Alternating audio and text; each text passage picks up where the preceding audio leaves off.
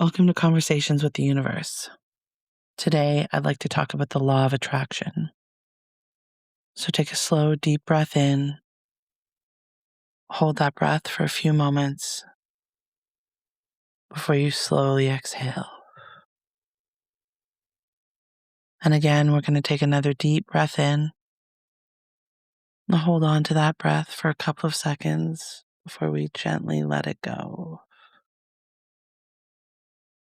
Allow your shoulders to soften. Let your jaw relax. Allow your breathing to find its own rhythm. There's nowhere else you need to be right now. There's nothing you need to figure out. There's nothing you need to become. Just be here, be present, be grounded. I've been thinking a lot lately about the law of attraction, and I think that we've misunderstood it. We've turned it into a formula where you visualize, affirm, manifest, repeat, as though the universe is waiting for us to say the right words in the right order. I don't believe that's how it works. I think the universe responds to something much quieter. I think it responds to congruence, to the stories that we live, not just the stories that we tell. Imagine someone saying they want love, but every time someone gets close, they pull away. They assume the worst. They expect to be hurt. Which story is shaping their life? The one that they're saying or the one that they're living? Imagine someone saying they want abundance, but every decision they make is driven by the fear that there will never be enough. They hold tightly, they hesitate, they convince themselves that they have to wait until they feel completely ready. Again, which story is shaping their life? I don't think the universe is listening to our words. I think it's listening to the life that we're practicing. Every day, whether we realize it or not, we rehearse. We rehearse believing that we're not enough. We rehearse expecting disappointment. We rehearse apologizing for taking up space. We rehearse saying no to ourselves before life ever gets the chance. And after enough rehearsals, these stories stop feeling like stories. They begin to feel like the truth. But what if they were never the truth? What if they were just simply familiar? Think about someone learning to play an instrument. The music doesn't become effortless because they wished for it. It becomes effortless because they practiced it. Their hands learned the song, their body learned the rhythm. Eventually, they no longer had to think about it. Could life work the same way?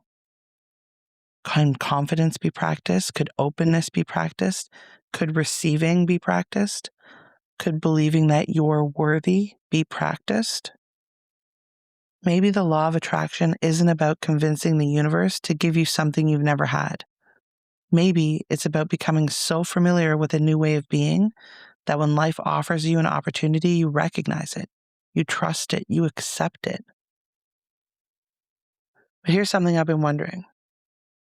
Maybe opportunities arrive in all of our lives. Maybe love visits all of us. Maybe abundance knocks on every single door. The difference isn't who receives the invitation, it's who believes they're allowed to answer it. Take a slow breath in. And as you breathe out, imagine letting go of an old rehearsal. The rehearsal that says you're too late to start something new, or not ready, or not capable, or not worthy. Just let it soften. And imagine rehearsing something different, not perfection, not toxic positivity, not certainty, just possibility. Imagine moving through your life as someone who believes good things are allowed to happen to them, someone who believes they belong in the room, someone who trusts themselves enough to say yes when life opens a door. Just notice how that feels, not forced, just available. Maybe manifestation has never been about changing the universe. Maybe it's been about changing the story you've been rehearsing for so long that you forgot it wasn't who you are. Because every single rehearsal shapes the next performance, and every choice is an opportunity to practice a different life. So ask yourself, what kind of life am I rehearsing today? Is that the one that I want? Not what I'm telling myself, what I'm actually living. Because tomorrow it may begin to feel like the only life you've ever known. Thank you for spending these moments with me. Until next time.